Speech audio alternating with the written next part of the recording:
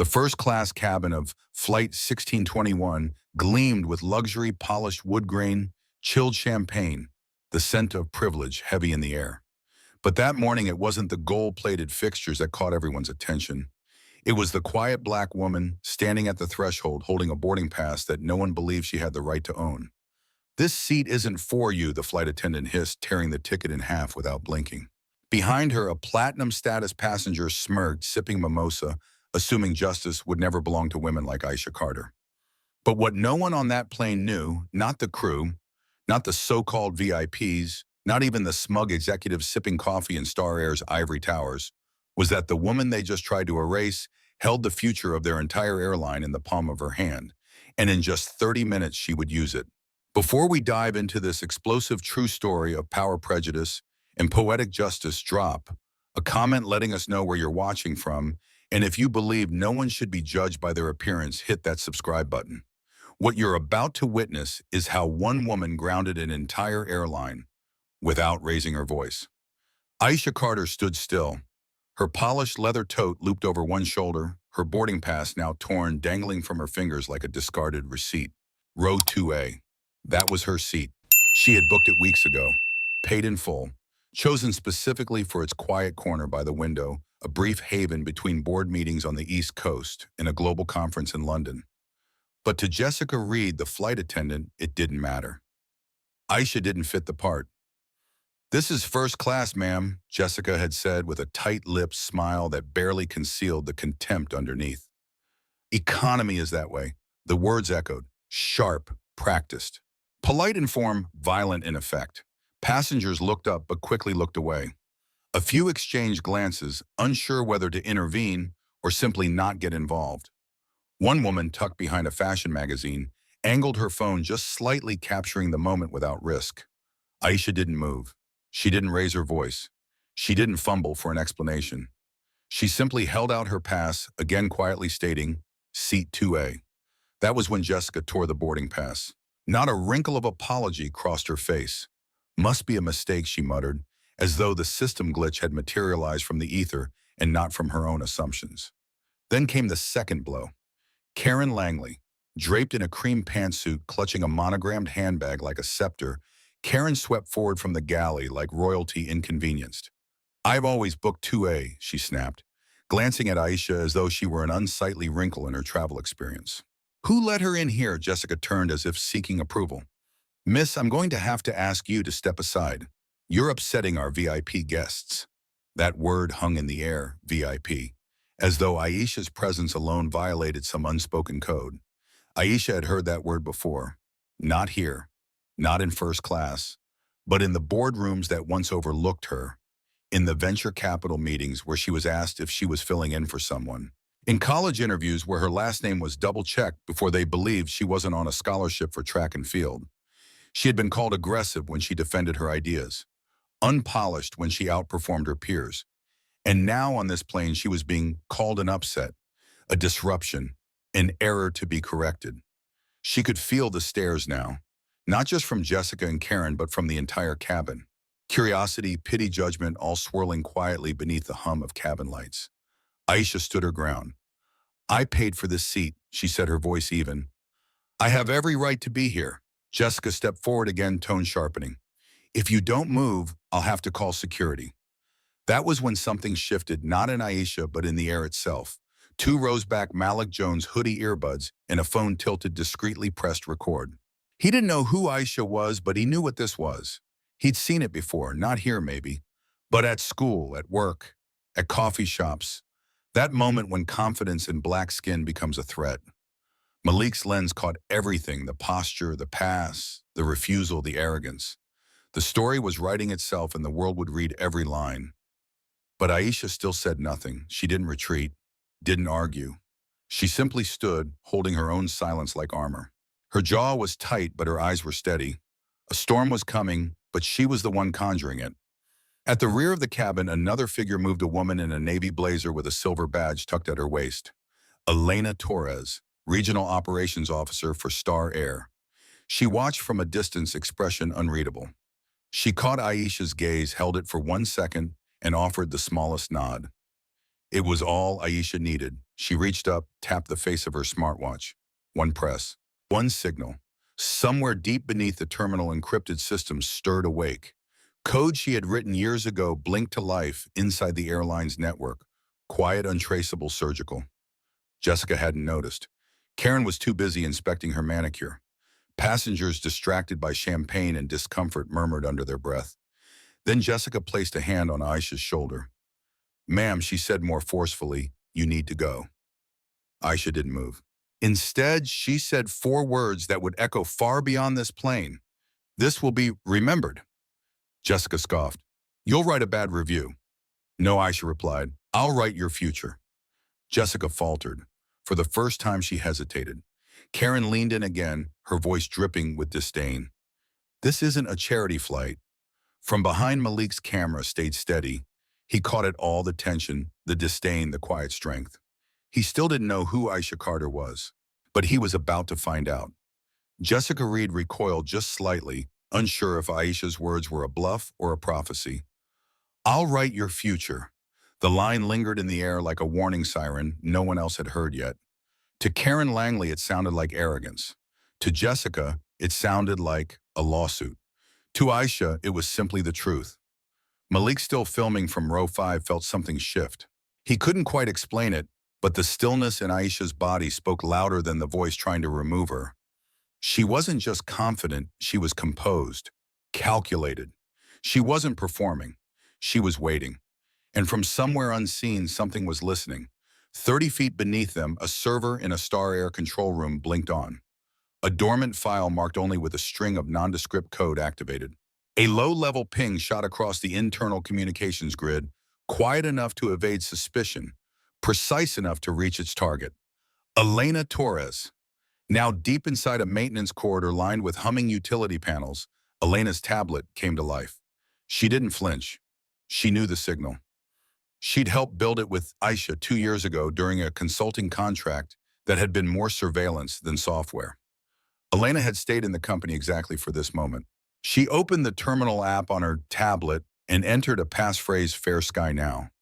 Across the airline's private network, dormant logs and hidden access points came alive, quietly copying, compressing, and routing packets of information into encrypted vaults, transaction histories, passenger complaints, behavior, audit, flags, reallocation approvals. All of it time-stamped, all of it archived, all of it ready. Back in the first-class cabin, Jessica was still posturing. "We have procedures, ma'am." "You're causing a disruption," she said, glancing toward the galley where she had called for backup moments earlier. "If you don't comply, you will be escorted off the plane." Aisha said nothing. She didn't even blink. Her eyes were locked on Jessica, but her thoughts were 10 steps ahead. She could already hear the incoming email notifications. She knew Elena was in position. She knew the algorithm would pull every misconduct report tied to Jessica's ID within the last 2 years. She also knew that flight attendants didn't tear up boarding passes without consequences, especially not when the passenger was the CEO of the very company that ran their booking and logistics systems. Star Air didn't just use tech trend innovation software. It relied on it. 42% of their infrastructure, from dynamic seating algorithms to passenger sentiment analysis to internal misconduct audits, was built on Aisha's code. And that code had an off switch, a kill switch. And Elena had just unlocked it. The cockpit intercom buzzed softly. Jessica's name was called. Read status. She pressed a button on her belt receiver. "Still dealing with the issue. Requesting security in the cabin?" "Copy that," came the reply. Karen snorted audibly. "You see what happens when you let these people feel entitled? This is why standards matter." Aisha tilted her head ever so slightly. She had heard every word, and yet her face remained unreadable. That, too, was a skill she had mastered over years of boardroom battles and backhanded compliments. But what Karen mistook for passivity was actually strategy. Because this wasn't about one flight, it never had been. It was about what happens when power gets too comfortable. When systemic arrogance thinks it's invisible. When a woman like Jessica can casually destroy a boarding pass, and a woman like Karen can slander a stranger as a security risk in public, and no one thinks twice. Except this time someone was thinking twice. Malik was still filming, still recording every second. And now his lens captured something new. two men in dark navy security uniforms entering from the front of the cabin. "Ma'am," Jessica said sharply, "you've left us no choice." The guards approached professional but unbothered. They had heard it all before. A disruptive passenger, a refusal to cooperate. Their job was to remove the problem, not ask questions. Aisha turned toward them calmly. "Before you touch me, I suggest you consider who I am." The taller of the two guards raised an eyebrow. "And who might that be?" Aisha didn't respond. Instead, she raised her wrist again and tapped her watch. In a secure room behind the gate, Elena's screen flashed red. Phase 2 confirmed. She uploaded a file one she had been instructed to use only if things escalated. It was a compiled internal report, one that linked Karen Langley to over $230,000 in first-class reimbursement credits, processed through a VIP override code that had been flagged multiple times by compliance but never investigated. The system was waking up. Jessica's earpiece crackled again. "Jessica, stand by. There's an override alert on your flight manifest." Jessica froze. "What override?" A moment later, the cabin speakers buzzed with unexpected feedback. And then suddenly, Victor Hayes' voice rang through the cabin, clear and cutting. "She's gone." Then Karen's voice. "She probably stole the ticket." It wasn't just heard, it was broadcast. The entire cabin turned. Passengers began to murmur. Phones came out, cameras rolled. The lie had just become public. Jessica spun toward the cockpit, eyes wide. "Who patched that in the operations corridor?" Elena smiled and tapped the screen again. They were just getting started.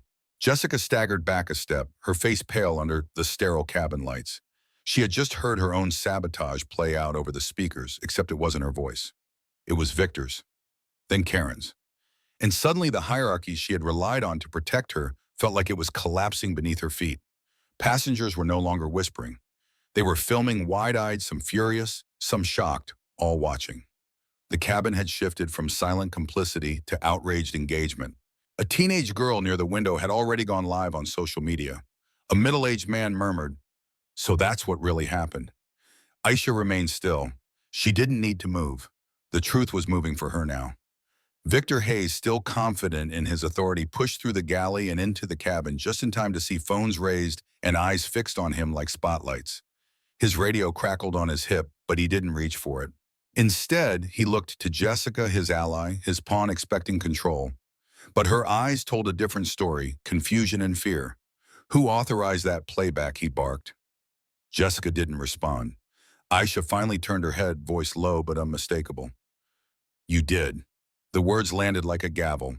Victor scanned the rows of watching passengers. "This is a security breach," he declared. "This audio was manipulated. We will be investigating." But even as he spoke, another clip rolled over the cabin intercom. It was shorter but devastating. Karen's voice, arrogant and unmistakable.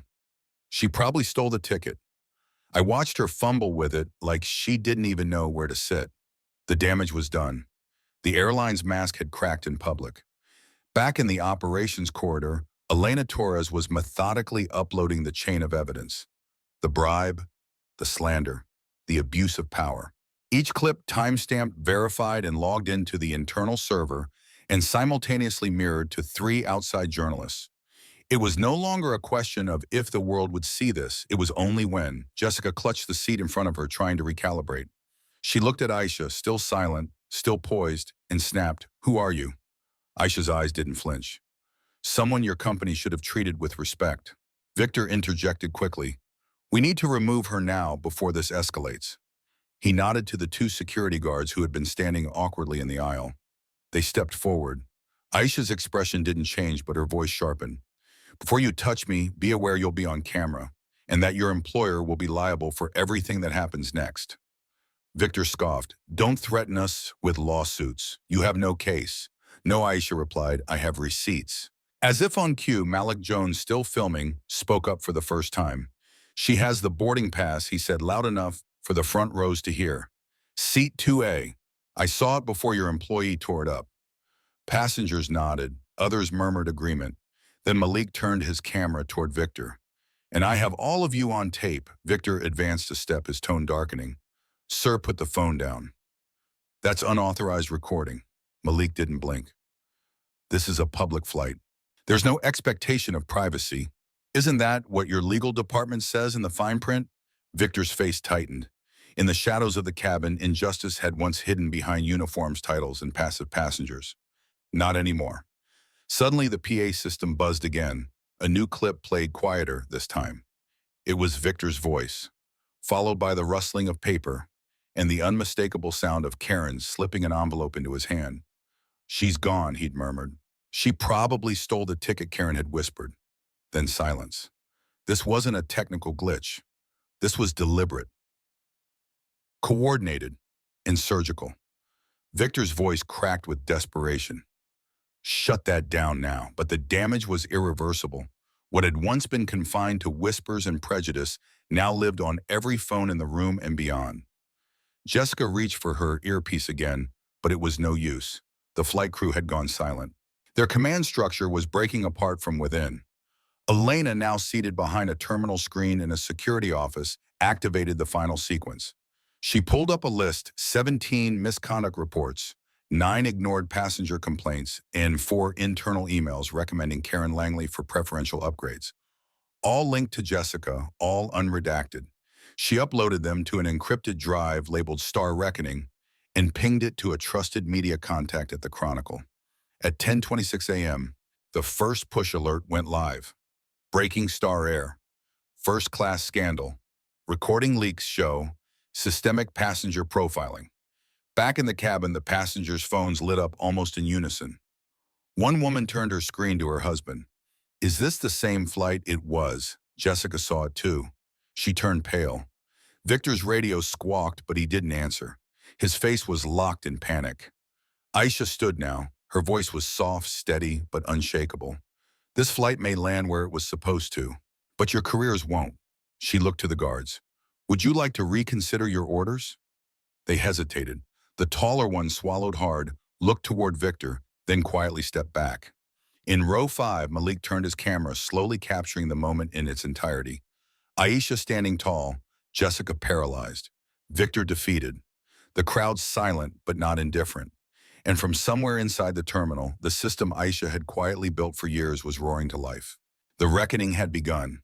The cabin felt frozen in time. No one moved. No one blinked. Even the hum of the aircraft seemed to hold its breath. Aisha Carter stood in the aisle, calm, grounded, and quietly powerful, as if the air itself moved around her.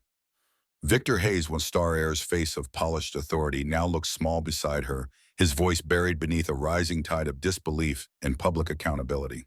Passengers sat rigid, eyes bouncing between their phones and the woman they had just watched be publicly humiliated. But now something was shifting, something far more dangerous to the institution than a single confrontation. They were beginning to care. A woman in her early 60s, clutching a carry-on with trembling fingers, slowly raised her hand. Her voice was cautious, almost apologetic. "Ma'am, I saw what happened. I didn't say anything. I should have." Her seatmate, a man with graying temples and a Delta Sky Miles pin on his lapel, cleared his throat. "Neither did I, but we all saw it. From the second she walked in. From row 7, an elderly black couple sat stone still. The wife leaned forward. She didn't even raise her voice," she whispered. "Not once." Their husband nodded solemnly. But they did. The murmur began to ripple, first as whispers, then as voices. They weren't just talking about the incident anymore. They were talking about everything it represented. "I fly this route every week," a businessman in a tailored blazer muttered. "Never once have I seen someone get their boarding pass torn up in front of them." A teenager near the back, earbuds dangling around his neck, shook his head. "It's always people who look like her. They get questioned, not the rest of us." Jessica Reed's face was rigid with panic, her body unmoving except for the twitch in her jaw. Her entire identity had been built on control, on invisible cues and unspoken rules. But none of those tools worked anymore. Not here, not today. Across the aisle, a younger Latina flight attendant leaned toward a colleague. Her voice was barely audible, but brimming with guilt. "They told us to always smile and escalate quietly if someone seemed out of place. We were never told what out of place meant, but we knew." Her coworker said nothing, but her eyes said everything. In the cockpit, the co-pilot, a veteran named Doug Pierce, glanced at the flashing notification on the internal comm system. He saw the cabin report passenger disturbance. "Audio breach. Legal escalation." He looked toward the captain. We've got a PR inferno back there. The captain, a quiet man in his 50s with a military background, nodded. I'm not putting this plane in the air until I know what the hell is happening. Back in the cabin, the guards who had once stood ready to remove Aisha now stood rooted, their eyes shifting between passengers who had once been silent but were now awake, angry and documenting everything. Victor Hayes tried one last maneuver. He lifted his radio and called in backup. We need law enforcement at gate B12. Immediate. Passenger is non-compliant and inciting. Stop, said a voice. It wasn't Aisha, it was Malik. He had stood now tall and steady, the phone still recording in his hand. His voice was calm but forceful. She's not inciting, she's exposing. Victor turned, sneering. Son, this doesn't concern you. You're a kid with a phone. Malik didn't flinch. No, I'm a citizen with evidence. He turned the screen toward Victor, paused on the frame of the envelope exchange between him and Karen Langley. Do you know what this means in court? Victor lunged to grab the phone. Too late. The video had already uploaded to a secure Google Drive. The access link had already been shared with 3 reporters, each with a legal team ready to back it. A man in business, casual and ethics officer from a tech firm spoke up. I've seen what bribery looks like. And that, he pointed at the paused frame. That's a felony. Jessica's knees buckled slightly. She gripped the seat back again, eyes glassy. No one reached to help her, because no one could forget what she'd said moments earlier. This seat isn't for you. It echoed now in a cabin transformed, not just as an insult, but as a line in the sand. Aisha stepped forward once more, not with aggression, but with authority. Let me ask a question, she said, addressing the passengers, not the staff.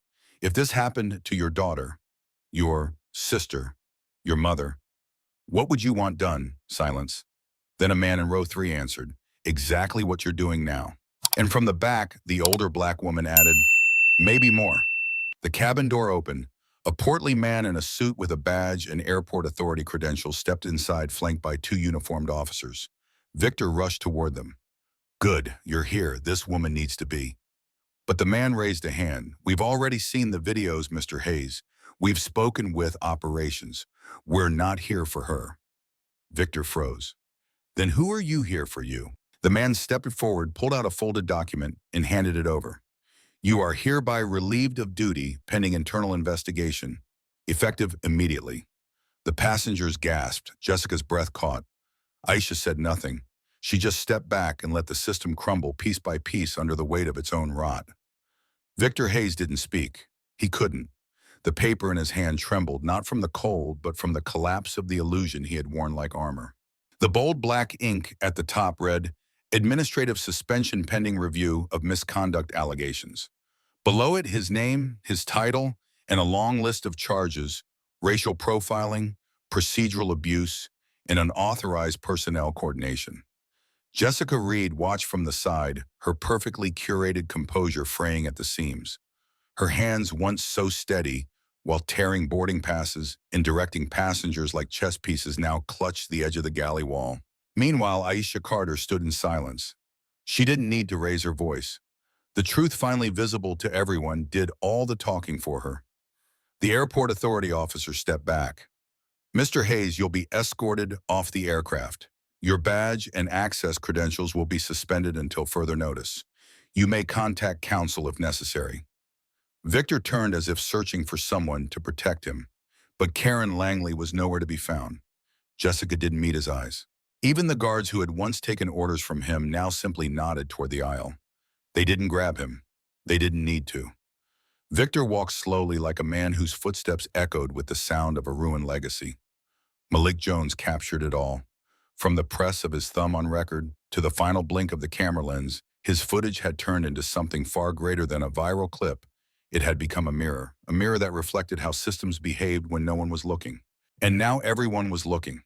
In the back of the aircraft, Elena Torres was already on the move. No longer just an observer, she activated a secure line from her Star Air tablet, one that connected her directly to the network's internal server farm. As the cabin buzzed, she issued a silent command. A script embedded deep within the airline's communication infrastructure began pulling logs, time-stamped exchanges, and recorded cabin reports. It was all there, every note, every comment, every instance where Jessica or Victor had flagged a passenger as priority downgrade or mismatch profile. Elena's code filtered through thousands of interactions in seconds, and what it found wasn't just a fluke. It was a pattern. Aisha stepped forward, now her smartwatch softly vibrating as encrypted files synced in real time from Elena's feed. She scrolled.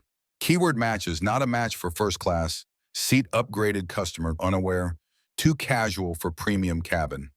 All tagged, all logged, all undeniable. Karen Langley's name showed up over and over again. Dozens of complimentary upgrades, multiple passenger reassignments, internal notes that read like a handbook on coded discrimination. Aisha tapped one document and forwarded it to a private address her legal counsel. Another went to a contact in the Civil Aviation Oversight Bureau. And yet another, encrypted and clean, went to a secure media repository under the title Systemic Passenger Reassignment Patterns, Star Air Internal Use Only. By the time the last file finished uploading, Aisha was already moving. She stepped off the aircraft not as a disgraced passenger, but as an operator executing a plan. Back in the gate lounge, Malik joined her. His laptop already opened, the silver USB she'd handed him earlier blinking as it synced data. The files weren't just from today. They stretched back months, maybe years, hidden caches that Elena had quietly built up in secret. Aisha leaned over his shoulder. Sort by severity and name. He nodded. You want to prioritize high-level signatures? Start with internal memos that include discretionary seat downgrade tags, she said. Then filter by keyword, appearance mismatch, suspicious behavior, and escalation protocol. We're going to track every passenger they targeted. And after that, Malik asked, Aisha's voice was steel. We find the ones who didn't speak up. We give them a voice. Back in the terminal's operations corridor, Elena walked briskly into a glass-walled security office.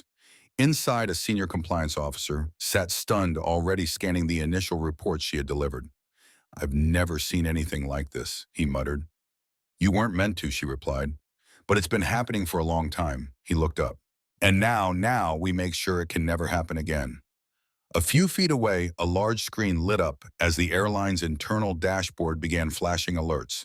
Staff behavior flagged. Passenger experience index plummeting. Crisis protocols triggered. In the executive suite, 20 floors above, a special meeting had already been called. The boardroom buzzed with the sounds of rapid typing, incoming calls, and anxious murmurs.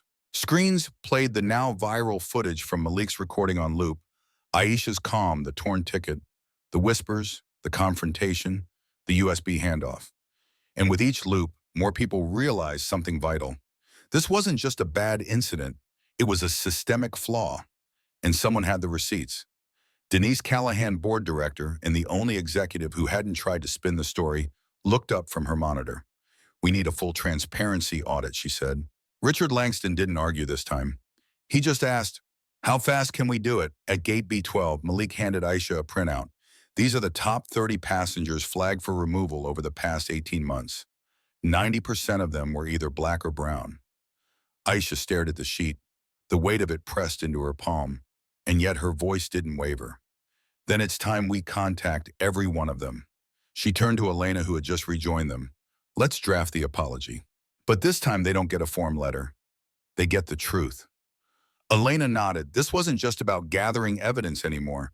It was about accountability. And Star Air had just stepped into the storm it created. By the time Aisha Carter walked into the Star Air executive tower, the marble floors echoed differently. It wasn't just the sound of her heels. It was the shift in pressure, like the air itself had been waiting for this moment. She didn't come with bodyguards. She didn't come with lawyers, just her phone, her encrypted files, and the weight of 1,000 silenced passengers behind her. Reception didn't ask for her name. They already knew. Upstairs, behind the frosted glass doors of conference room Omega, chaos simmered beneath the surface. CEO Richard Langston stood at the head of the boardroom table, knuckles white against polished oak. Around him, board members murmured, their voices tight with fear and legal dread. She's bluffing, Karen Faye. Langley snapped over the speakerphone from her villa in Naples, Florida. We deny, we delay, we outlast. She sent encrypted logs to CNN, Fox, and Reuters. Denise Callahan replied dryly, not looking up from her tablet. They've already run pieces. You can't deny a time-stamped bribe on live audio. Victor Hayes, sitting off-center in a damp suit, tried to compose himself. She's just a tech CEO. She wants attention, a seat at the table. She already has it, Denise said. She just hasn't sat down yet. At that precise moment, the doors open. No knock, no announcement, just Aisha. Her coat still dusted from the wind outside. Her presence as sharp as a blade she never needed to draw. Every executive in the room instinctively stood unsure if it was from fear or habit. Ms. Carter Richard began. Sit, Aisha said softly but with command. And they did. Karen's video feed blinked to life from the corner monitor. Her lips curled. This is highly irregular. What you did to me on that plane was irregular, Aisha answered. This is structure. This is accountability. She placed a thin gray folder on the table and flipped it open. First page, Victor Hayes' signature approving a passenger downgrade tagged with the keyword appearance mismatch. Second page, Jessica Reed's cabin notes mocking passengers by skin tone. Third page, Karen Langley's comped upgrades totaling $147,200 across 18 months, including 3 suspicious bribes marked customer diplomacy. Karen's smirk faded. Victor sank lower. Aisha didn't look at them. Her eyes found Richard Langston's and held. This wasn't a mistake. This was a policy. Unspoken, undocumented, but executed with surgical precision. She tapped her phone. Behind her, the wall screen lit up. Charts, spreadsheets, voice transcriptions. Denise adjusted her glasses.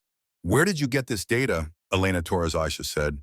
3 years ago, she embedded a passive monitoring system into Star Air's internal architecture under the guise of a systems integration test. It's been logging behavioral patterns ever since. She hacked us, Victor blurted. She preserved you, Aisha replied. But you buried yourselves. Karen's voice snapped through the speaker again. So what? You want us to kneel? Apologize? No, Aisha said. I want reform. She stepped toward the whiteboard, pulled the marker cap off with one hand, and began to write. 1. Public apology to affected passengers. 2. Full anti-bias audit. 3. Internal ethics committee led by independent oversight. 4. Termination of Hayes, Reed, and Langley. 5. Onboarding of the Fairfly initiative across all departments. Richard stared at the list, his jaw tightening. You're dictating terms. I'm presenting terms, Aisha corrected. Accept them, and you get to save face. Deny them, and I pull every tech trend software license your airline depends on. Reservation systems, fleet coordination, mobile platforms. They go dark. So does your stock. You can't do that, Victor hissed. I can, and I will. The room was silent. Aisha took a breath. Her voice softened, but not in mercy. You didn't just deny me a seat. You denied dignity to thousands who didn't have cameras, lawyers, or leverage. I was just the one who said no. She turned to Denise. You asked me once what I wanted. Denise nodded. I want policy. I want structure. I want the next girl who looks like me to sit in 2A and never be questioned again. Richard leaned back. For the first time, he looked like a man defeated not by force, but by truth. He reached for the pen beside him. Let's make it official. Karen's voice howled from the screen. You're surrendering to her no, Denise said, tapping her tablet. We're surrendering to justice. Aisha smiled, not in triumph, but in resolve. Then she slid another document across the table. This is the implementation plan. Your staff will begin training Monday. Richard signed. Victor stood shaking. Karen's feed went black. And with that, the confrontation was over. But the rebuilding had just begun. 3 days later, a new headline swept across every major news outlet in the country. Star Air executives removed after discrimination scandal, major reforms underway. But inside the company, it was something else entirely. Collapse, quiet, cold, and clinical. In the IT department, servers were rerouted, employee access points were reviewed, and the internal Slack channels fell into eerie silence. Gone were the jokes, the gifs, the informal chats. They'd been replaced with audit requests, forensic file recoveries, and compliance checklists signed by third-party ethics investigators. Every executive from marketing to operations had been placed under data surveillance. By Monday, over 20 employees had been placed on indefinite administrative leave, some quietly, some publicly, all urgently. But the real reckoning was happening on the 17th floor, where HR held what would become known internally as the Week of Mirrors. Each department head was called in one by one, and confronted with documentation they didn't even know existed. Email threads where staff labeled passengers' problem codes. Security memos that flagged guests based on accents. Seat reassignment logs linked to photos taken at the gate never once labeled as racial profiling, but the pattern was clear. Aisha had been right. This wasn't a single incident. It was a system, and it was crumbling. Across the country, passengers who had been humiliated, ignored, or quietly removed from first class for disruptive behavior were suddenly receiving apology letters and settlement offers. Some cried, some posted their stories on social media, others called lawyers. The Department of Transportation launched an inquiry. Civil rights attorneys requested depositions, and in the center of it all was Aisha Carter, calm, deliberate, never raising her voice. She had declined all interviews, turned down every primetime exclusive. She wasn't interested in fame. She was here to finish what she'd started, and she knew the rot ran deep. One morning, Elena Torres wheeled in a cart stacked with printed internal data. She dropped it on the glass conference table in front of Aisha with a heavy thud. We found more. How much more? Enough to tie Karen Langley's upgrade reimbursements to 3 private accounts and at least one charity event she never sponsored. Aisha flipped through the reports. File it under customer abuse by proxy, she said, and prepare the timeline. If she sues, I want sequence and motive ready. Elena nodded, then paused. There's something else. She slid a separate file folder toward Aisha. It wasn't a memo. It wasn't a bribe. It was an internal recruitment rejection letter from 12 years ago. To Aisha Carter from Star Air Human Resources. Subject software engineer position. Status update. We appreciate your application, but after careful consideration, we have decided to move forward with candidates better suited to our company culture. We wish you the best in your career. Aisha stared at the letter. She remembered this. The way it stung, the way she'd printed it and taped it to her dorm wall at Howard University, not out of defeat, but as fuel. She didn't smile. She just set the folder aside. Back upstairs, Denise Callahan gathered the remaining board members for what would become the most consequential policy meeting in Star Air's history. The agenda was blunt. 1. Accept full responsibility to launch a public equity oversight board. Provide quarterly reports to federal regulators. Partner with TechTrend to implement AI-driven passenger fairness auditing. Commit to 5-year inclusion metrics tied to executive bonuses. There was tension in the room. Not resistance, but fear. Fear of what might still surface, of what else Aisha knew. Denise opened the meeting with a single sentence. She gave us a chance. Let's not make her regret it. By the time the gavel fell on the final vote, every proposal had passed unanimously. Meanwhile, on the tarmac at JFK, Malik Jones stood in front of a cluster of reporters. He wasn't dressed like the hoodie-clad man from the flight.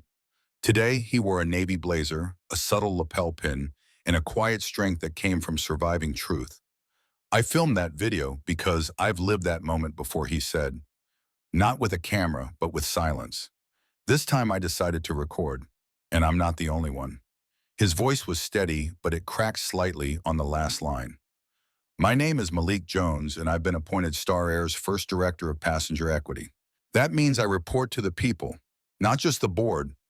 One reporter raised a hand. Will Aisha Carter be joining the executive team? Malik smiled. No title fits her, he said.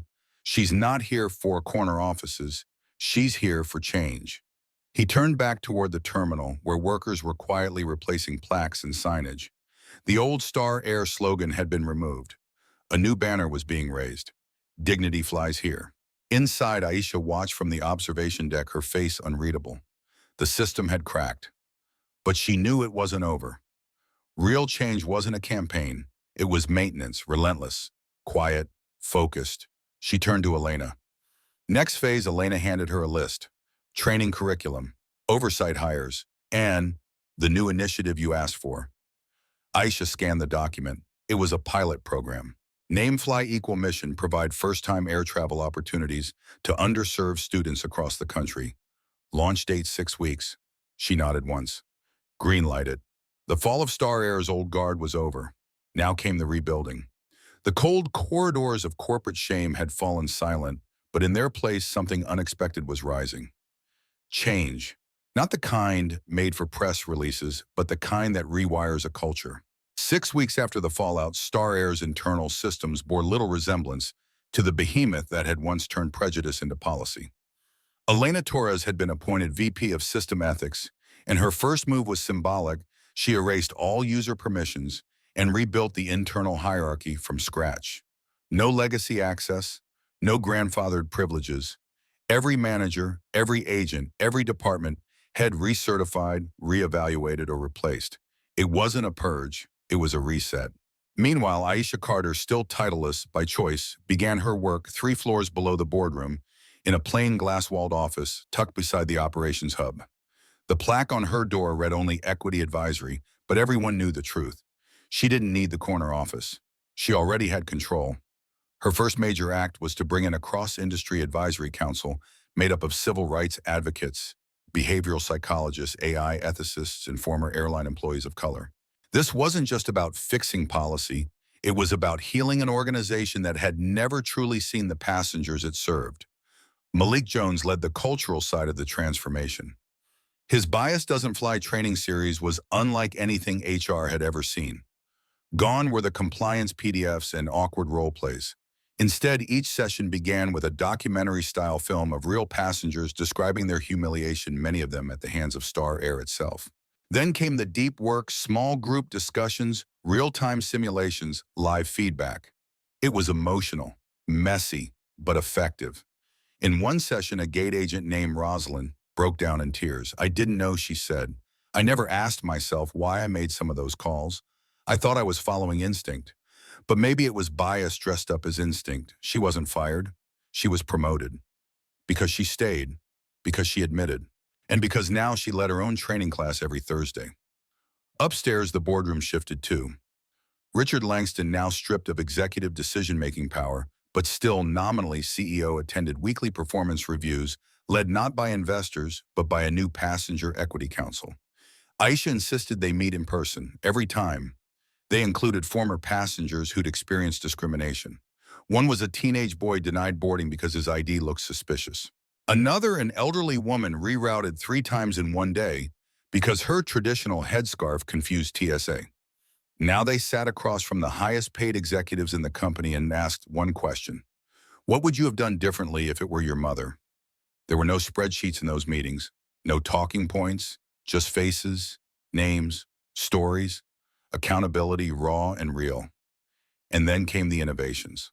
Tech Trend, Aisha's company, launched the FairFly dashboard, a real-time equity monitoring system that showed flight-by-flight breakdowns of passenger treatment data. Seat changes, upgrade decisions, complaint resolutions. Every action was flagged and analyzed for patterns. Red flags were no longer buried.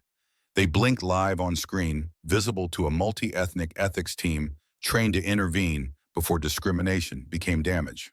Civil rights watchdogs called it revolutionary. United Airlines called it too invasive.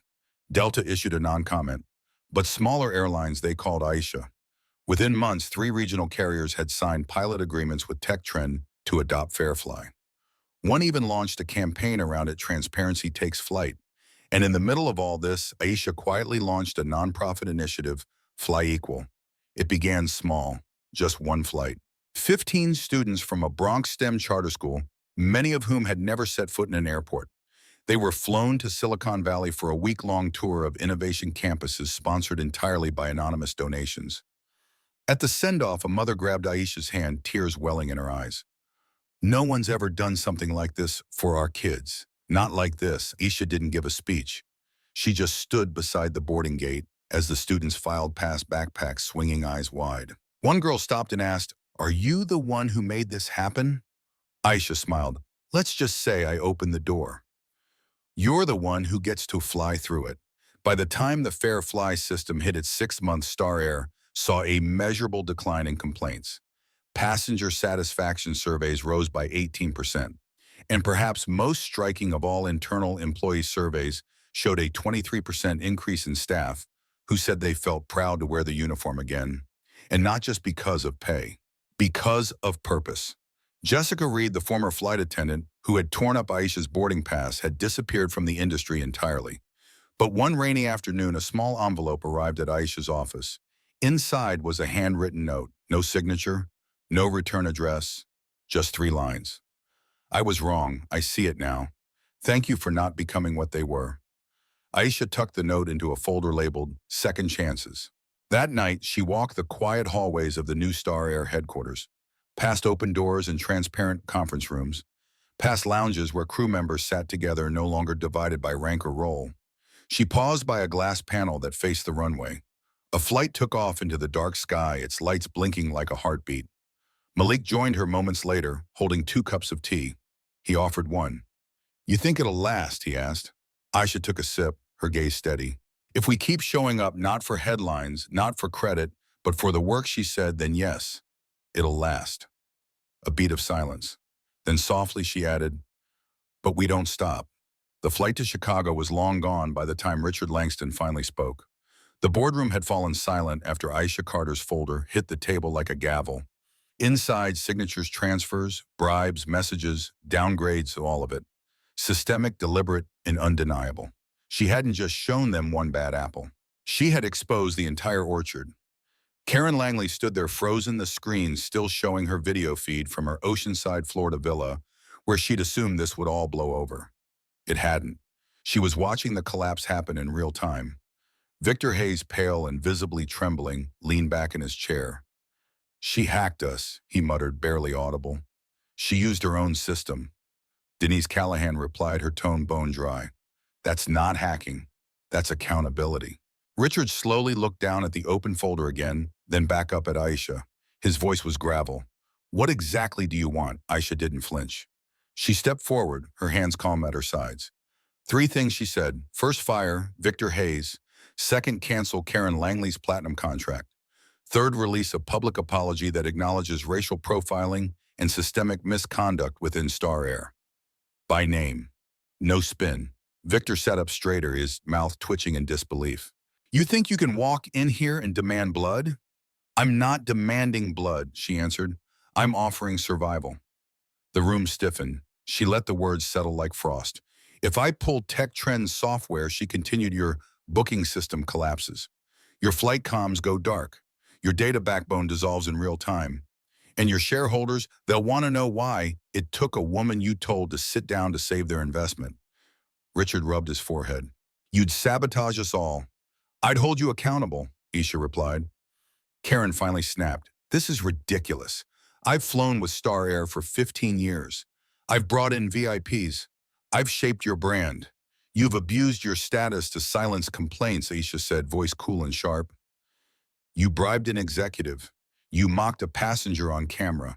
You ripped up someone's humanity for a seat by the window. Karen's nostrils flared.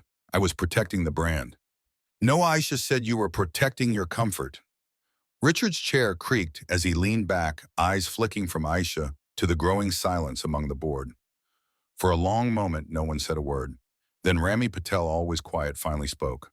She's right, Karen turned to him. You're siding with her. Rami didn't blink. I'm siding with the truth, and if we don't act, this company is finished. Denise nodded slowly. The market's already reacting. If we delay, we look like cowards. Victor looked at Richard. You can't let this happen. But Richard wasn't looking at Victor anymore. He was looking at the monitor behind Aisha. On it, a breaking news banner scrolled, Star Air executive bribery scandal unfolds in real time. He closed his eyes. Hayes, you're done, Richard muttered. Effective immediately. Victor stood, fists clenched. You'll regret this. No, Aisha said you will. He stormed out without another word. Karen was next. She adjusted her scarf, lips trembling with fury. I will sue every single one of you. No, Denise said, you'll read your contract. It ended 5 minutes ago. Karen's screen cut out. The room fell still. Aisha exhaled quietly. Now we talk about repair. Richard looked up. What does that mean? You don't get to just fire people and move on, she said. You restructure, you retrain, you rebuild trust from the inside out. She walked to the whiteboard and uncapped a marker. Step 1, an internal audit of all equity-related decisions made in the past 5 years. Promotions, demotions, upgrades, downgrades. She wrote it out. Step 2, establish a passenger equity council. 50% of its seats go to underrepresented communities, the rest to policy experts. She turned. Step 3, implement mandatory quarterly anti-bias training. Not PowerPoints. Real simulations. Measurable results. Denise was already taking notes. Who oversees this? Richard asked. Aisha looked at him. Me, or someone I choose. He hesitated, then gave the slightest nod. Aisha pulled out her tablet, tapped the screen, and a video began to play on the conference monitor. A sharp-dressed woman appeared seated behind a sleek glass desk. Good morning, Richard, she said, though I wish it were under better circumstances. Richard squinted. Who is this Sarah Ningguan? Aisha replied. CEO of Skypulse Airlines. Richard sat up straighter. Why is she here? Because I'm no longer exclusive to you, Aisha said. Sarah and I developed a tool called Fairfly. It monitors passenger experience in real-time language tone, service gaps, upgrade disparities. It doesn't guess, it observes. Sarah nodded through the screen. We've already deployed it internally. We're opening it up to every airline that meets our ethics baseline. And those who don't, Aisha said, they're going public. With data. Richard stared. You want us to adopt it? You don't have a choice, Aisha said. By morning, your competitors will. He didn't respond right away. Then slowly he reached for a pen. Send me the paperwork. Aisha nodded once. The board didn't cheer. There were no claps, no speeches, just the sound of paper sliding across a table and the weight of something ending and something new quietly beginning. The boardroom door closed behind her with the weight of judgment still hanging in the air. Downstairs, the media frenzy had already begun. Satellite trucks parked outside the terminal. News anchors speculating on the identity of the woman who had just walked into Star Air headquarters and sent its stock plunging 22% in under an hour. But Aisha Carter wasn't watching. She was walking slowly, deliberately through the hallways of a company that once dismissed her, her heels echoing on the polished marble like a metronome of reckoning. She passed portraits of former CEOs, all white, all male. For a moment, her gaze lingered, not in envy, in purpose.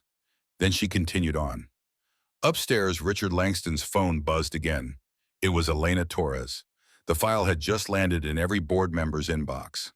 Liability index, read immediately. Damn. Page 1M. A breakdown of comped upgrades signed off by Karen Langley, funneled to her country club peers labeled VIP relations. Page 2 audio transcripts between Victor Hayes and Jessica Reed mocking passengers based on appearance using words like riffraff and ambiguous upgrade worthy. Page 3, a table listing 47 reported complaints of racial bias, all unresolved, most suppressed by a hidden clause in customer service reports tagged NCA no corrective action. Rami Patel, the most conservative board member, stared at the data like it was written in fire. This isn't a scandal, he murmured. It's policy. Denise Callahan clicked her pen. She wasn't bluffing. Across from her, Richard removed his glasses and exhaled long and slow. We didn't just humiliate a customer. We tried to erase a partner. Karen, still on video conference from her luxury villa in Florida, interjected, we can call it deep fake, AI manipulation. That's the new narrative. People buy it. Denise didn't look up. We're past narratives. Meanwhile, Aisha entered the elevator to the 47th floor. Elena met her at the door with a nod and a secure tablet. Your live-in-white minutes. Where everywhere, CNN, Bloomberg Tech Now, and a leaked link sent to a few trusted allies. And the board, still reeling, but they'll be watching. Back in the boardroom, a new email pinged. Subject line, immediate executive response required. Inside a press release. Whistleblower exposes Star Air bias. Tech CEO to lead emergency equity audit. Richard's hand trembled slightly as he reached for his phone. We need to meet her. In person. Now. Down in the basement broadcast studio, Aisha adjusted her mic. No script, no teleprompter, just her voice and the truth. Roll in 5, 4, 3. Her eyes locked on the camera lens. Good morning, my name is Aisha Carter. Until this morning, you didn't know me. But you knew people like me. You've ignored us. Redefined us. Reseated us. Today that ends. The conference room was silent, save for the soft hum of the projector fan still running behind Aisha. On the wall, frozen on the final slide of her Fairfly initiative proposal, were the words, equity isn't optional. Richard Langston leaned back, eyes fixed on the ceiling, like it might open up and provide a divine escape. The board members sat motionless, not because they didn't want to speak, but because they had no idea what to say. Everything had shifted. The rules, the hierarchy, the future. Denise Callahan finally broke the silence. Ms. Carter, what would implementation look like realistically? Aisha stepped forward slowly. Her calm didn't waver, but her tone sharpened like a scalpel. It starts with compliance. Full data access, no redactions, no exceptions. Then come the audits. Publicly disclosed, monthly, not quarterly. And the hiring review panel's 50% representation from impacted communities. Rami Patel rubbed his temples. You're proposing we turn the company inside out. No, Aisha replied. I'm proposing you make it worth flying with. Outside the floor-to-ceiling windows, New York traffic pulsed yellow cabs inching along delivery trucks unloading boxes. But in this boardroom, time had stopped. What had begun as an act of humiliation now stood at the brink of transformation. Richard folded his hands, eyes locked on Aisha. What about the fallout investors? Media shareholders. You're already falling, she said. I'm offering a parachute. Karen Langley, still on video call from her Florida villa, unmuted herself for the first time in 10 minutes. Her face was pale makeup, creased with anxiety. You'll destroy brand equity, she snapped. The public doesn't want to fly with a company obsessed with social reform. They want luxury, status, exclusivity. Aisha didn't flinch. She stared directly into the screen. That's exactly what got you here. The room held its breath. Then Richard reached for the pen again. He didn't look at anyone. Draft the paperwork. We joined Fairfly. Karen's gasp was audible even through the screen. But Richard had made up his mind. Karen, your contract's been voided. That call went out an hour ago. He turned to the legal counsel, who nodded without lifting his eyes from the folder. Victor Hayes, Aisha asked. Fired, Richard replied flatly. And Jessica Reed, her suspension is permanent. Denise tapped her pen. We'll begin the ethics board selection tonight. Aisha didn't smile. She nodded once. You're making the right decision. But understand, this isn't penance, it's realignment. At that moment, Elena Torres entered the room, a folder clutched tightly in her hands. The system's active, she announced. Fairfly is live across our internal terminals. First results coming in by this evening. Richard raised an eyebrow. That fast? We embedded monitoring code months ago, Elena explained. It was dormant until now. Karen's voice cracked from the screen. This is a setup, you've all conspired. No, Elena said, calm but piercing. We prepared. You gambled. The legal advisor, a thin man in a navy suit with steel-rimmed glasses, stood. If I may, Ms. Carter, we'll need a public-facing statement by end of day, one that aligns with the shareholder briefing. Aisha had it ready. She pulled out a single page typed and printed. Read this verbatim. No edits, no dilution. Richard scanned it quickly. You wrote this ahead of time. I anticipated you'd eventually do the right thing, Aisha said, slipping her folder closed. The press release title read, Star Air Accepts Responsibility Launches National Equity Initiative with Tech Trend in Sky Pulse. It was bold, clear, unflinching. Across the city, editors were already prepping headlines. News vans parked outside corporate headquarters. Hashtags trended. Phones buzzed on silent mode in pockets under the table. Suddenly, a junior assistant burst into the room. It's begun, she whispered, holding out a phone. On screen was a CNN headline, Star Air to undergo full internal reform after viral discrimination scandal. The article was trending #1 nationwide. Malik Jones was quoted in the first paragraph. Eliminating bias isn't just policy, it's survival. Aisha took the phone, skimmed the article, and passed it back without a word. Her eyes were already on the next steps. Reform wasn't a moment, it was a movement, and movements require discipline, patience, and constant visibility. You'll need a department, Richard said, to oversee this transition. Aisha shook her head. I won't run it. Everyone stared. I'll appoint someone, she clarified. This isn't about me. It's about ensuring the people you ignored are the ones now guiding you. Denise leaned forward. Who? Aisha placed a card on the table. One name, one number. Malik Jones, she said. He captured the truth when everyone else looked away. Richard blinked. He's what 26, Aisha's voice was firm. He's the future, and he's ready. A beat of silence paced, then Richard nodded.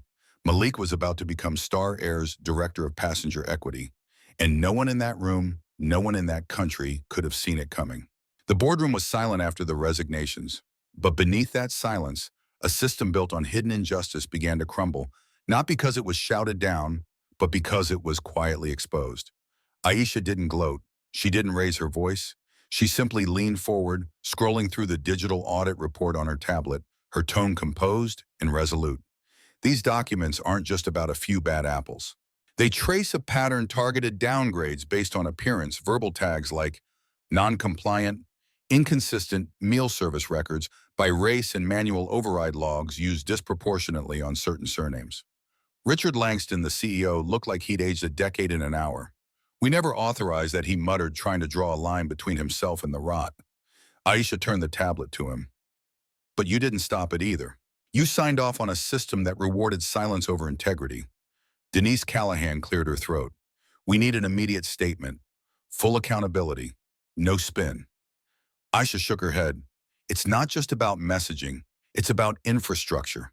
It's about rebuilding trust from the software up. Elena Torres, now seated beside Aisha with her own laptop open, began projecting diagrams onto the conference room screen.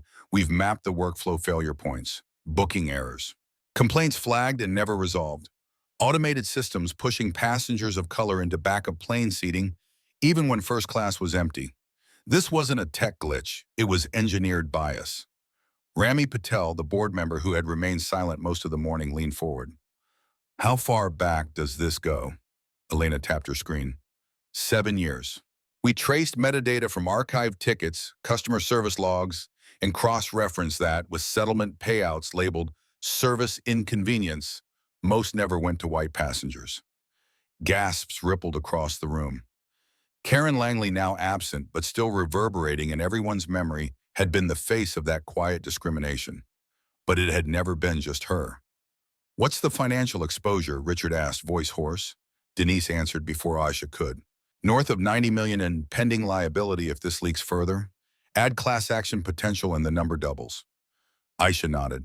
Unless we control the narrative, transparency isn't the enemy here. Silence is. Then she leaned back. You built a machine that filtered people by how they looked, not who they were. That machine is offline as of today. Richard turned to Elena. Are the servers secure? Elena's reply was cold. They're not yours anymore. She clicked a command, and across Star Air's executive dashboard a message appeared. Tech Trend Audit Mode enabled. All systems under investigation. A soft gasp came from someone in the room. Rami whispered, we've lost control. No, Aisha said, you've just lost secrecy. There's a difference. Suddenly the door opened. It wasn't another executive.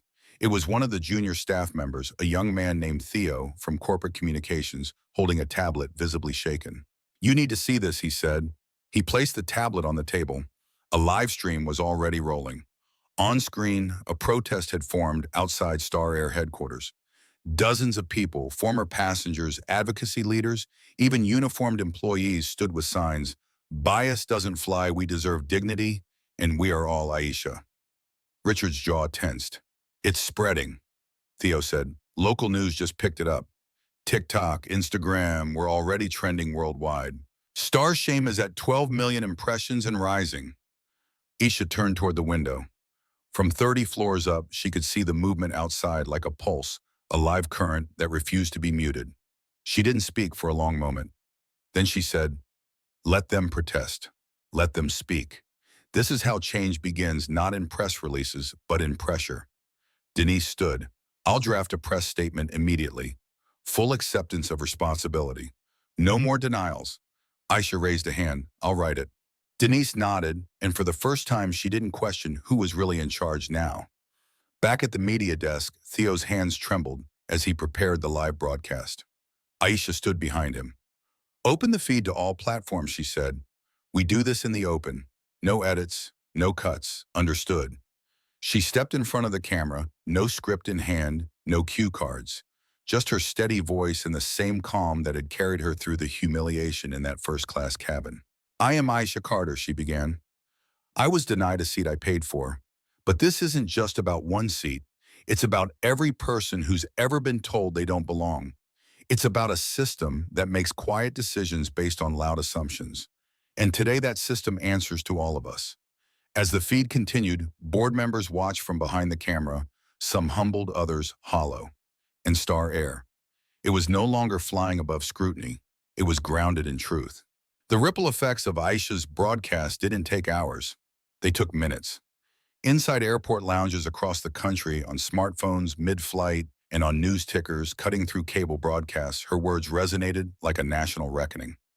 At Hartsfield-Jackson in Atlanta, an elderly black couple, traveling for the first time in years, stood motionless watching Aisha's live statement play above the Delta Gate. At LAX, a group of ground crew members paused work to replay the stream with the captions turned on.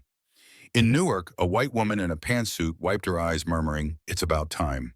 It wasn't just the speech, it was the story everyone now knew.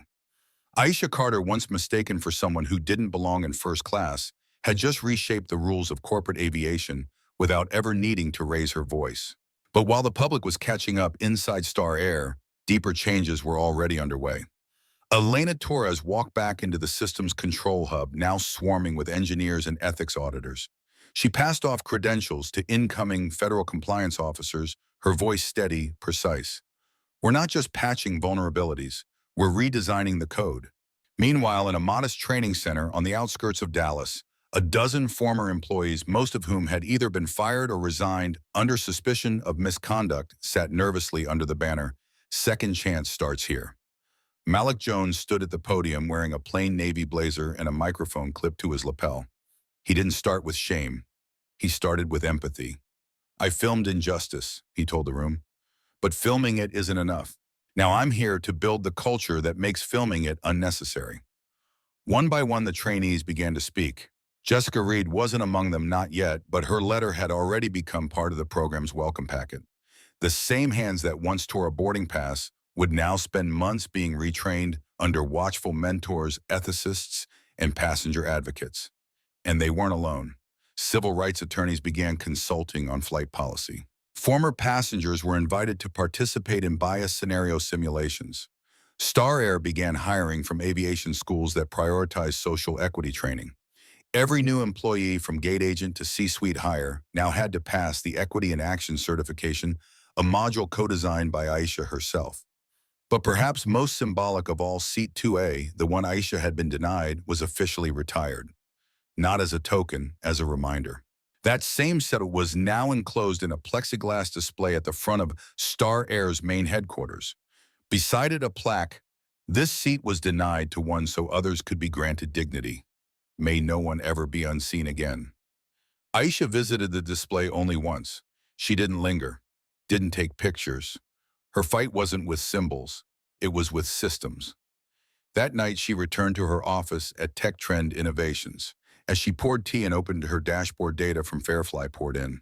Green flags, clean audits, and for the first time a day without a single racial discrimination ticket filed in Star Air's logs. She allowed herself a quiet moment, but just one, because tomorrow she would take the same software global, and this time it wouldn't be just one airline grounded. It would be a world finally learning how to fly right.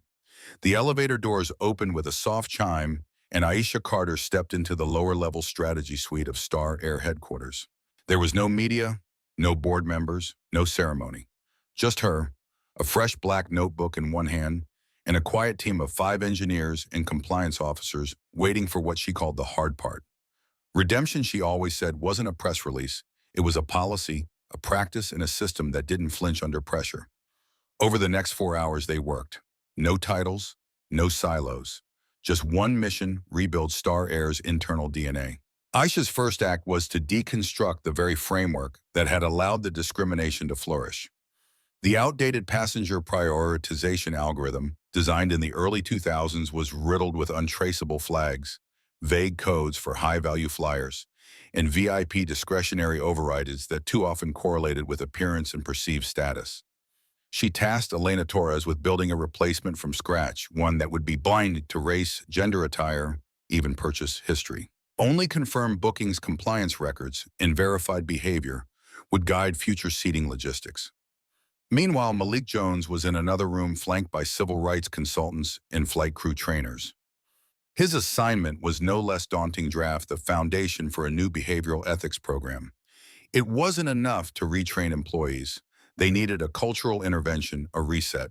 Under Malik's guidance, they developed a 3-tier training system: Bias interrupt empathy and action and accountability under pressure. Each level required role-playing real incidents, not HR hypotheticals, and involved feedback loops from anonymous passenger surveys.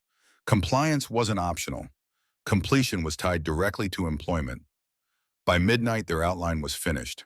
But Aisha didn't leave. She moved to the dimly lit corner of the suite and opened her laptop. There was one more system to rebuild the customer complaint interface. Under the previous management, less than 6% of complaints ever reached executive review. Most were flagged as low priority by automated filters, especially those filed by passengers marked non-frequent or promo fare. The algorithm, Aisha noted bitterly, was polite racism coded in Python. She deleted the entire legacy system. The new design was brutally transparent. Every complaint would now receive a public ticket number. It would be tracked in a live dashboard available to shareholders, regulators, and employees. Whistleblowers could upload evidence anonymously. Every incident, no matter how small, would be stored, reviewed, and indexed. A system built not to hide shame, but to expose it, confront it, and learn from it. By 2:00 a.m., a skeleton version of this tri-layered reform structure was in place. Fairfly wasn't just software anymore. It was an operating philosophy. Across the terminal, Sarah Ningguan, SkyPulse's CEO, had stayed behind, watching the development from a secure virtual feed. She called Aisha briefly before logging off. "You realize," she said softly, "what you've created here won't just fix Star Air. It'll become the industry's new blueprint." Aisha didn't respond immediately.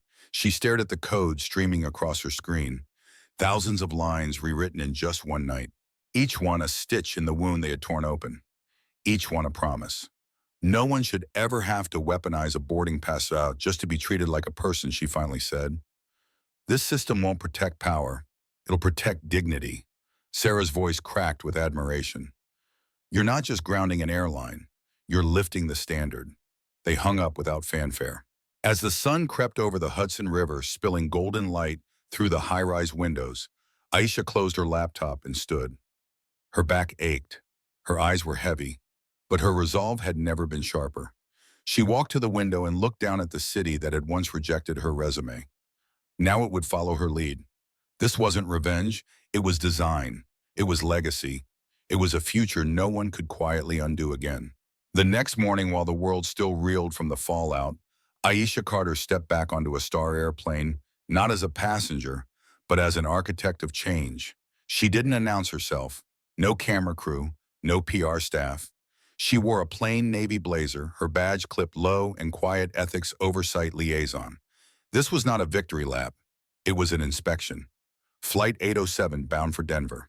The same route where a year earlier a black mother had been asked to move to coach, so a loyalty member could stretch out. Aisha remembered the case because no one in management had even returned the woman's call. Now that mother sat 2 rows ahead of her, unaware Aisha was on board. The ticket had been gifted anonymously. But the story wasn't about charity, it was about repair. Aisha quietly observed the crew.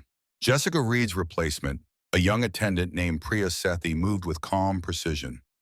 No forced smiles, no microaggressions hidden behind protocol. When an elderly black couple needed assistance with overhead space, Priya didn't blink. She helped, kindly, naturally. Aisha took notes, not to grade, but to learn. Halfway through the flight, a nervous junior attendant approached her with a tray of coffee. "Miss Carter?" she whispered. It's really you, right?" Aisha looked up, surprised. "Yes," the young woman hesitated, eyes watering. "My mom used to clean planes for Star. She always said someone like you would come along. Someone who didn't just talk. Someone who did." Aisha reached for the girl's hand. "Then tell your mother she was right." Word of her presence spread like ripples. By landing, the entire cabin crew stood a little taller, not in fear but pride. They were part of something now, something that demanded more than performance, something that meant something. Back at Star Air HQ, the wave had begun, the public dashboard Aisha built. It had gone live at 9:00 a.m. Thousands of passengers watched in real time as incident reports appeared color-coded, time-stamped and assigned to actual investigators. The transparency was shocking. For decades, airline customers had filed complaints into digital voids. Now they had receipts, invoices, and they were using them. Social media lit up. Fairfly wasn't just trending, it was breaking platforms. TikTok influencers filmed reactions to seeing their old complaints suddenly marked resolved, action taken. Facebook groups for military families, disabled travelers, and immigrants celebrated the newfound dignity. Local news stations aired human interest stories about the airline that listened. One story stood out. A man named Henry Dawson, a Gulf War vet, had once been removed from a flight after requesting extra time to board. He had quietly filed a complaint. Nothing ever came of it, until now. Aisha's dashboard flagged it, reopened it, and sent a formal apology signed by Richard Langston himself. Henry posted the letter to Facebook with just 6 words. Some wounds finally get seen. Thank you. The comment section exploded. Even Congress took notice. Senator Leona Waters of Oregon introduced a bill the following week, the Passenger Dignity Act. Modeled almost entirely on Aisha's Fairfly system, it proposed making transparent reporting mandatory for all U.S. commercial airlines. The hearing was scheduled, and Aisha was invited to testify. But she hesitated, not because she feared the spotlight, but because she believed true reform wasn't born in hearings. It was built in cockpits, crew lounges, and gate desks, brick by brick, line by line. So instead of preparing talking points, she visited the ground.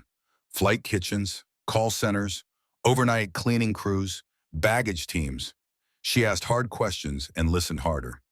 In one backroom break area at O'Hare, a Latina janitor named Rosa pulled her aside. "You remember the first day after you fired those people?" Rosa asked. "I do," Aisha said softly. "You walked past me. Most bosses don't look down." "I wasn't looking down," Aisha replied. "I was looking where the truth usually hides." Rosa nodded, eyes misty. "Keep looking." By week's end, the reform wasn't a theory. It was a movement. And at its center wasn't just Aisha. It was every passenger ever told to be quiet. Every employee ever told to ignore it. Every worker ever told, "That's just how it is." And for the first time, the system wasn't protecting power. It was protecting people. It began quietly with a single conference room on the 5th floor of Star Air's headquarters being renamed. The brass plaque once read Executive Strategy Suite. Now it bore 3 words, Passenger Equity Council. The room had no long mahogany table, no skyline view, just 10 chairs, a whiteboard, and a promise. Every month they met. Former passengers, ground staff, pilots.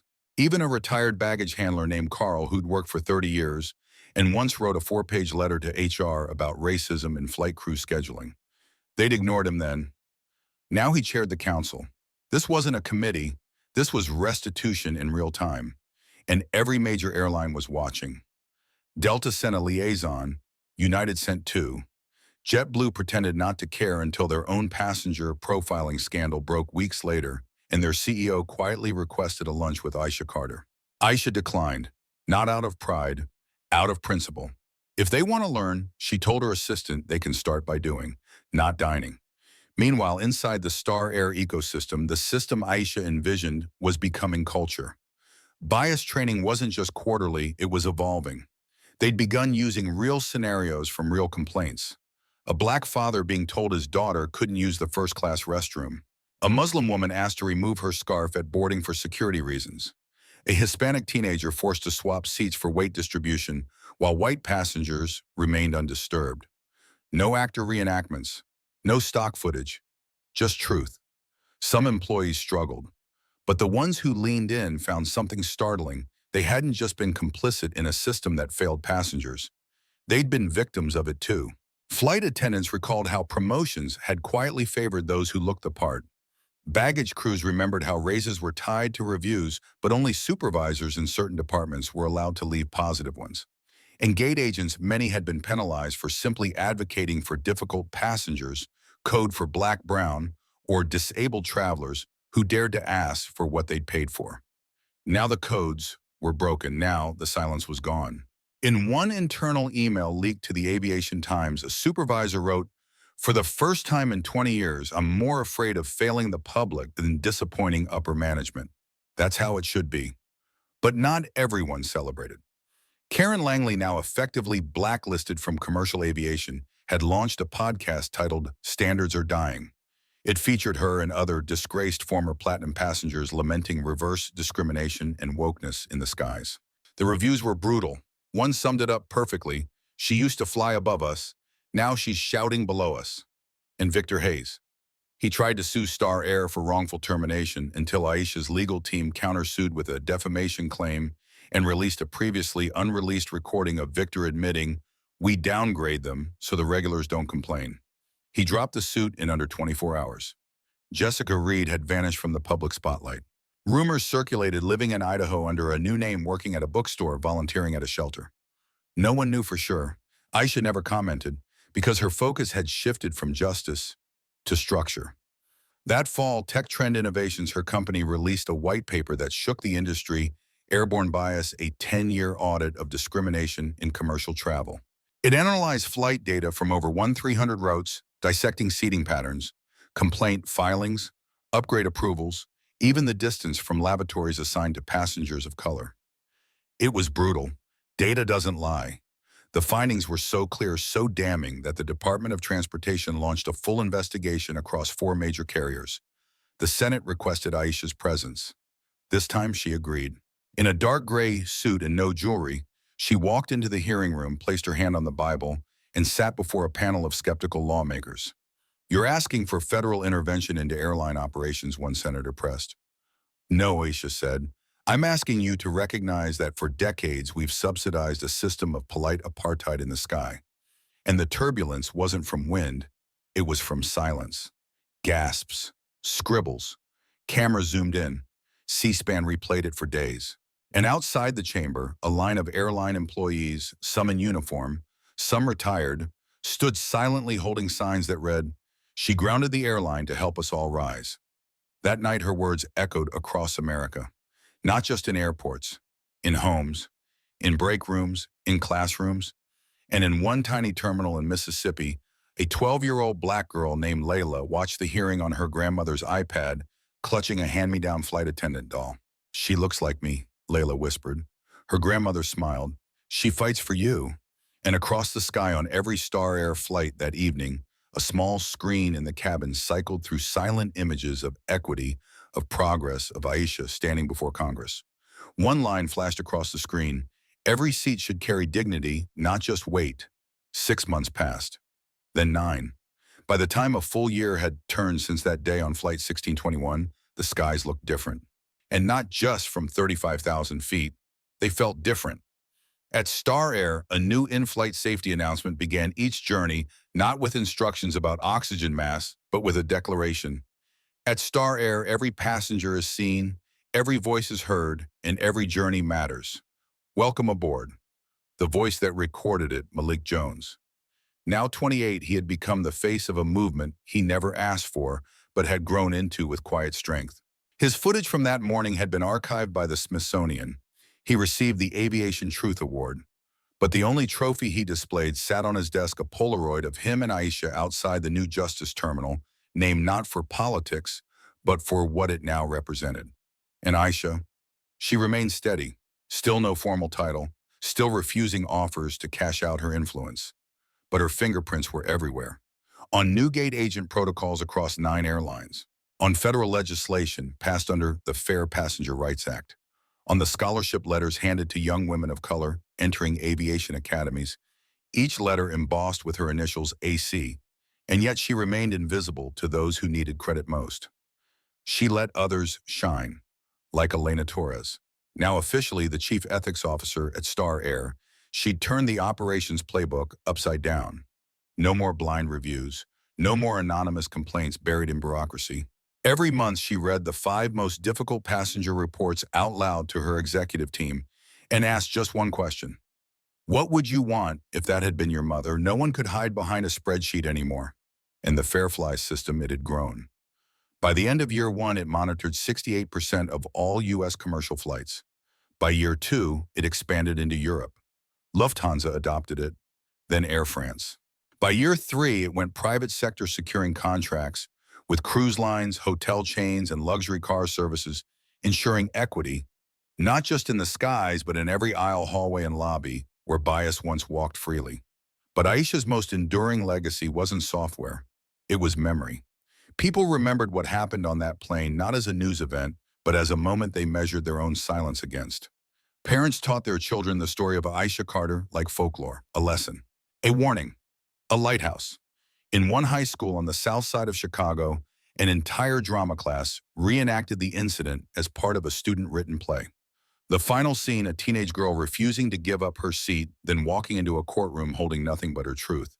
The curtain fell to a standing ovation.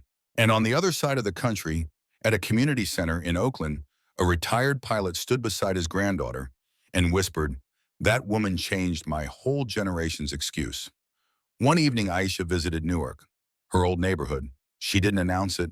No press, no entourage. Just a walk past the cracked stoop where she used to sit coding Java by flashlight. She placed a small plaque under the stairwell that read, "Your worth is not decided by the doors that refuse to open, but by the ones you build yourself." Someone found it days later and shared it online. It went viral, of course, because the world hadn't forgotten, because the story had outgrown her. In Atlanta, a young woman started a nonprofit called Boarding Passes for Daughters, giving young black girls their first taste of air travel. In Seattle, a group of retired flight attendants formed a support circle to reckon with past silence and to mentor the new generation. And in Washington, D.C., a senator introduced legislation requiring airlines to undergo equity audits every 2 years. The bill's name, the Carter Act. It passed with bipartisan support. And at the bill signing, one senator, grizzled old school, once dismissive of these issues, stood beside the president and said, "Sometimes it takes a passenger refusing to be moved to move the whole nation." Back in her private home, Aisha watched it on the news, then turned it off. She didn't need to hear it. She lived it. She had learned long ago that justice, when real, doesn't end with applause. It continues in policies, in training manuals, in whispered apologies and rewritten rules, in young girls stepping confidently down jet bridges with their heads high, in silence being replaced by witness. She stood by her window, tea in hand, watching a flight arc across the safety. The contrail left behind reminded her of something her father once said, "The higher you fly, the longer your shadow becomes." She smiled, because now that shadow didn't belong to pain or prejudice. It belonged to a new system, one rebuilt from the ashes of arrogance, a system where every seat was a seat of dignity, and the sky no longer the limit, but the start. It had been exactly 376 days since Aisha Carter was told, "This seat isn't for you." And now at the World Equity Summit in Washington, D.C., that sentence, once meant to humiliate, had become the theme of an entire panel. The auditorium brimmed with global CEOs, regulators, civil rights advocates, and aviation leaders from every continent. There were no luxury perks or champagne trays, just rows of neutral chairs, each marked only with one word embroidered in silver thread: equal. Aisha Carter stood backstage in a navy-tailored blazer. No press badge, no walk-up music, no ceremony. She adjusted her collar, then took a breath as her name was quietly announced. No applause, just silence, and then a slow rising. One by one, the audience stood, not clapping, not cheering, just standing, like they would for a judge or a survivor. When Aisha walked on stage, she didn't raise her hand, she didn't wave. She simply sat and looked out at the crowd. "I was told a seat didn't belong to me," she began, "so I made sure it would belong to all of you." The room leaned forward. "But this isn't about me. It's about the systems that allowed prejudice to wear a name tag and hand out injustice with a smile." She paused. "This isn't about Star Air. It's about every gate agent who's ever whispered a different reason to a different face, every hotel clerk who assumed, every resume that vanished." She turned to the screen behind her. A graph lit up. Complaints by ethnicity, seat reassignments by income, upgrade denials by dress code. Then another screen: redemption rates, second chance hires, customer satisfaction by quarter. The line soared. "Justice," she said, "isn't just about exposing darkness. It's about building light." A video began playing testimonials from former employees once fired, now reformed. Gate agents from conservative towns who admitted they never knew how bias worked until they were made to see it. Pilots who signed up for equity training after resisting it. One former flight attendant even cried as she described finally understanding what her silence had cost passengers like Aisha. Backstage, Elena Torres watched. She'd come a long way too. No longer hidden in hallways or logging evidence in secrecy. Now, as VP of Systems Ethics for multiple airline conglomerates, she'd become the architect of institutional accountability. Her own staff called her the firewall. Meanwhile, Malik Jones prepared for his next move. At 29, he was being courted for a state office seat, but he wasn't interested. Instead, he founded Control-A, a media accountability nonprofit that reviewed, rated, and exposed airlines based on passenger treatment algorithms, footage analysis, and public reviews. Its slogan, Control All, audit everything, and every cent of its seed funding came from Aisha Carter's personal trust. Quietly, after the summit, Aisha didn't linger. She left through the back, her team shielding her from camera crews. Outside, the wind rustled the American flag. Across the street, a protest of mothers gathered holding signs. My child deserves a safe flight. She flew for us. Aisha Carter didn't flinch, so we won't either. A young woman with a bright yellow head wrap stepped forward and handed Aisha a folded letter. She didn't say a word, just nodded. Aisha opened it later that night. Inside, a photo of a teenager smiling on her first international flight, captioned simply, "Because of you, I made it." Okay. Aisha placed it on her desk beside a growing collection. Not trophies, not honors, just moments. Proof. Proof that systemic change wasn't a theory. It had faces, names, destinations. Meanwhile, the aviation world was still reeling. Delta quietly added fare fly tracking. United rolled out a new campaign. Every seat, every soul. Smaller carriers merged with equity-compliant companies just to meet standards. And those who didn't, they faded. Karen Langley's name, once a fixture in VIP lounges, was now a ghost in airline circles. Her platinum status revoked, her privileges withdrawn. She gave one bitter interview to a niche magazine calling Aisha a vengeance entrepreneur. The article was buried. No one cared, because the narrative had shifted. Prejudice was no longer profitable. Bias was bad business. And now globally, every passenger from Cape Town to Kansas knew they could say 2 words and get a second look. Farefly monitors. Aisha's system had become the watchdog. No one could bribe silence or gaslight. Every airport had learned. Every boardroom had pivoted. Every publicist now asked, "Are we equity audited?" And through it all, Aisha stayed off Twitter. She didn't hold book deals or speaking tours. She preferred to visit schools. One day at a STEM workshop in Detroit, a 12-year-old girl raised her hand and asked Ms. Carter, "What do you do?" Aisha smiled. "I build black boxes," she said. The kids looked puzzled. "Not the ones they use after crashes," she added. "The kind that stop crashes before they happen." The room lit with understanding. Because in a world still healing, prevention was power. Legacy was measured not in how loud you rose, but in how long your system kept others from falling. And Aisha Carter, she wasn't done building. 1 year after that turbulent flight, Star Air's legacy had not been erased, it had been rewritten. Aisha Carter stood on the observation deck of the newly renamed Malik Jones Terminal in Atlanta International Airport. It was sunrise. Planes moved below her like clockwork preparing for takeoff, unknowing perhaps that every gate, every security check, and every onboard interaction was now monitored not by suspicion, but by fairness. Farefly had gone global. In the past 12 months, 47 airlines had adopted the system.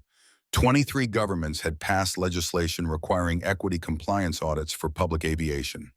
And 12 Fortune 500 companies had rewritten their internal travel policies to include dignity tracking. But Aisha wasn't looking at the numbers.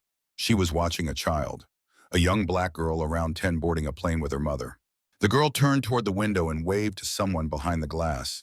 She looked excited, safe, belonging, not questioned, not relocated, not judged, just seen. Aisha exhaled.